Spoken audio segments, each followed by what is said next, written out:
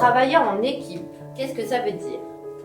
Faire des choses ensemble et se mettre d'accord tous ensemble. Super, donc se mettre d'accord. L'intérêt du dispositif d'autorégulation est de prôner donc l'inclusion des enfants autistes dans le milieu ordinaire.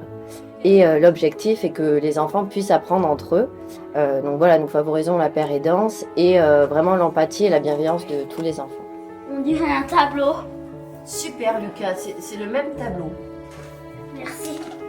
La sensation d'être encadré par une équipe, le lien entre la partie scolaire pure et l'accompagnement pluridisciplinaire après qu'il peut y avoir autour de l'enfant, autant dans le cadre scolaire que dans la vie personnelle après à la maison.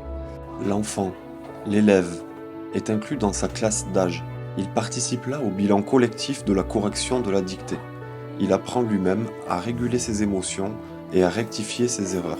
L'enseignante, le connaissant bien et connaissant ses besoins d'adaptation pédagogique, lui propose des stratégies efficaces pour ses apprentissages. Le dispositif d'autorégulation est pour moi un bel exemple de ce qu'on peut mettre en place pour améliorer l'accessibilité de notre école, mais aussi pour ajuster les démarches de compensation. J'ai vu que le dispositif d'autorégulation avait permis de partager un cadre théorique de connaissances entre enseignants et médico-social. Ça a contribué à créer des outils, des démarches pédagogiques, des postures des professionnels qui fonctionnent pour tout le monde et pas uniquement pour les élèves du dispositif d'autorégulation. L'éducatrice et l'enseignante aident l'enfant, l'élève, à entrer dans l'activité et à persévérer. Il s'agit aujourd'hui d'un exercice de grammaire. Il se repère dans la phrase simple et maîtrise les gestes de l'écriture cursive. Il a besoin d'être encouragé et félicité. Il a besoin d'entrer en interaction. Je viens très régulièrement pour aider les collègues, à la fois enseignants et éducateurs, pour parfaire leur pratique professionnelle, leur amener un œil extérieur et les aider à fixer des objectifs pour les enfants. La pratique de l'autorégulation permet aux enfants de gérer au mieux leurs émotions, leurs comportements et leurs pensées. De ce fait, ils sont d'autant plus disponibles pour l'ensemble des apprentissages scolaires, mais également pour tout ce qui est relations sociales et gestion des émotions. C'est-à-dire que ça va favoriser le vivre ensemble.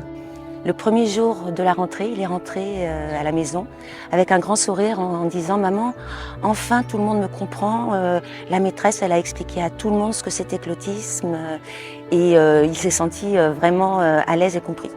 En ce qui nous concerne, nous, on a trouvé très intéressant ce triangle qui est fait entre les éducateurs, la maîtresse et les parents.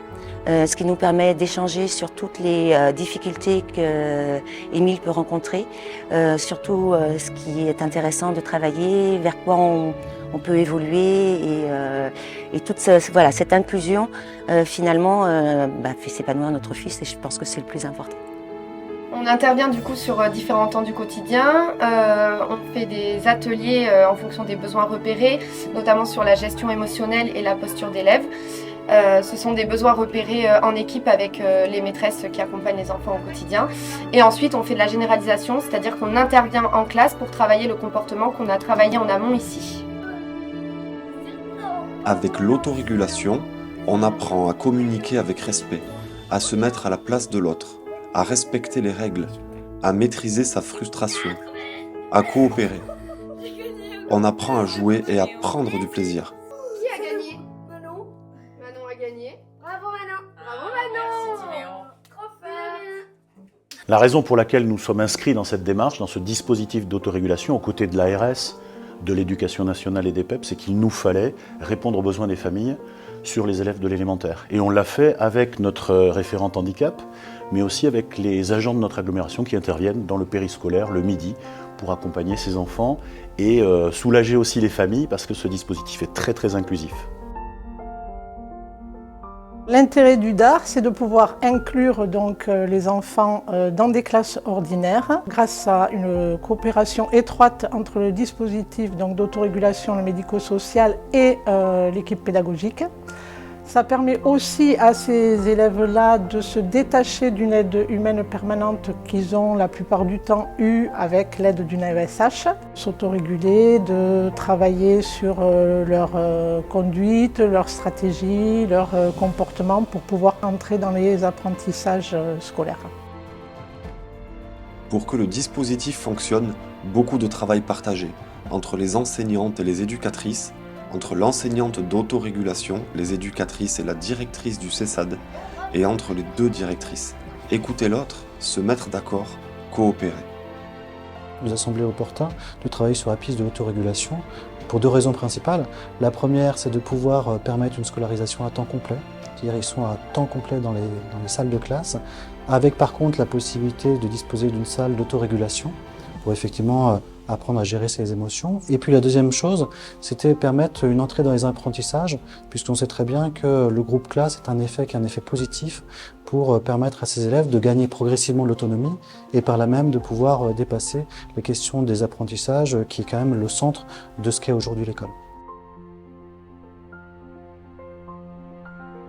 Ce qui nous régit à nous, les êtres humains, c'est le balancement de plusieurs compétences.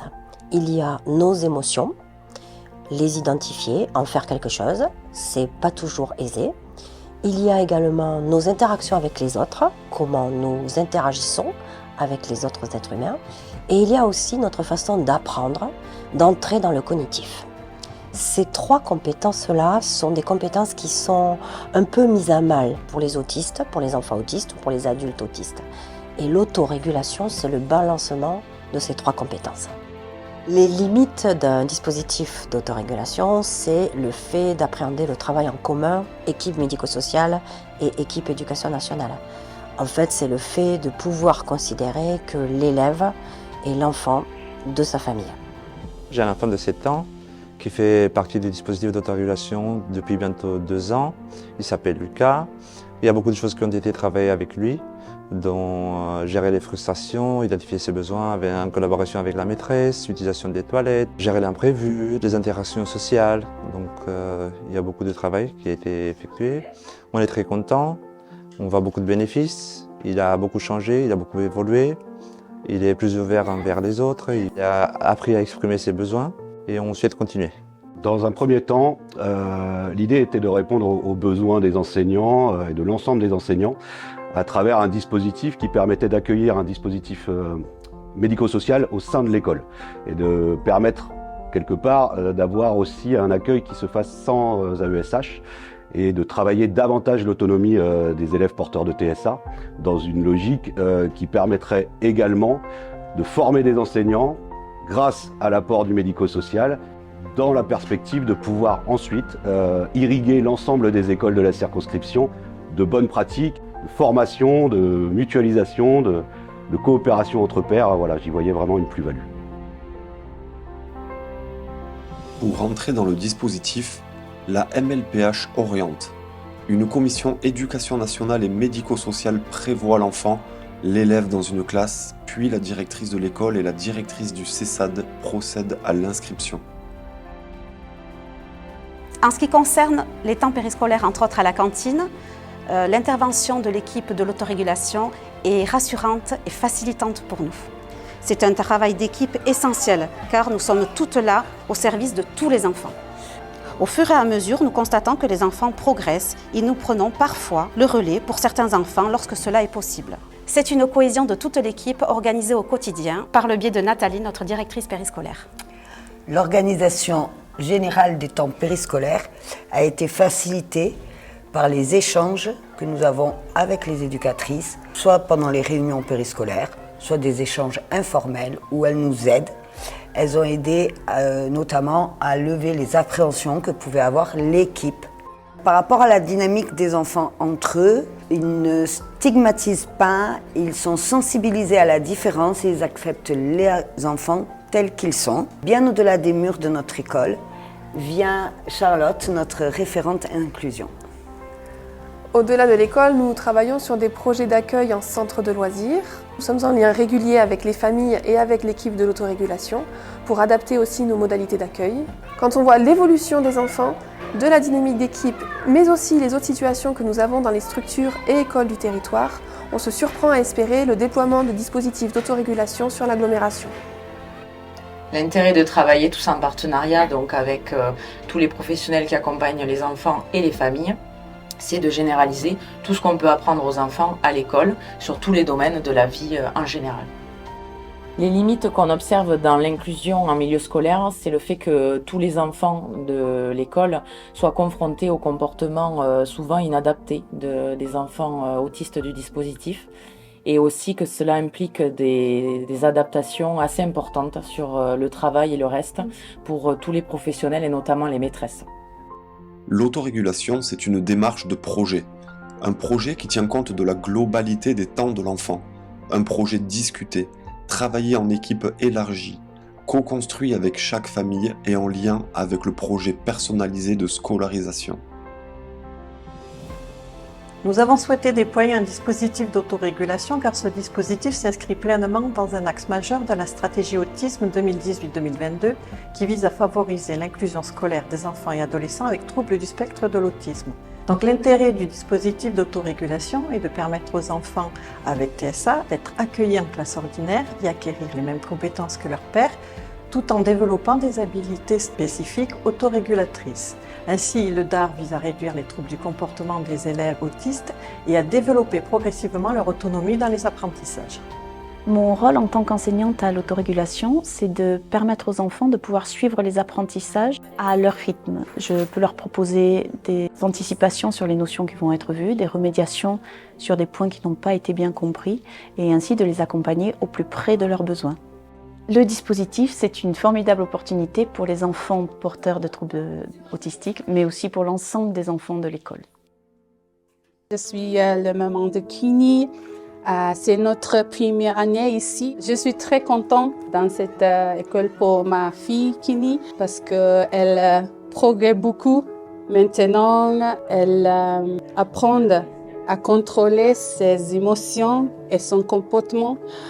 Deuxièmement, elle exprime ses émotions avec des mots, fait des dessins. Enfin, c'est normal d'être colère, d'être triste ou frustré, surtout les émotions négatives, oui. Le dispositif d'autorégulation est un dispositif d'accompagnement des enfants autistes dans le cadre de la scolarité ordinaire. Ça correspond à l'ADN des PEP, à savoir l'accompagnement de personnes, d'enfants fragiles, en lien avec la scolarité, puisque notre mouvement est issu du monde de l'école. C'est permettre la vie la plus ordinaire possible dans un cadre inclusif de toute personne que nous accompagnons. Pour toutes ces raisons, le dispositif d'autorégulation correspondait à nos savoir-faire et à nos objectifs et à nos ambitions. Qu'est-ce que vous pensez des ateliers quand vous venez ici? Moi j'aime bien. On aide à maîtriser la colère, les émotions, plein de travail. Moi j'aime bien aussi. On travaille sur la colère en ce moment. Se mettre d'accord. Pour mieux comprendre ce qui se passe en classe. Apprendre beaucoup de choses. Parce que ça nous aide. Persévérance. À bien travailler. Aide à écouter. Les éducatrices, elles sont gentilles avec moi. Elles sont très gentilles avec moi.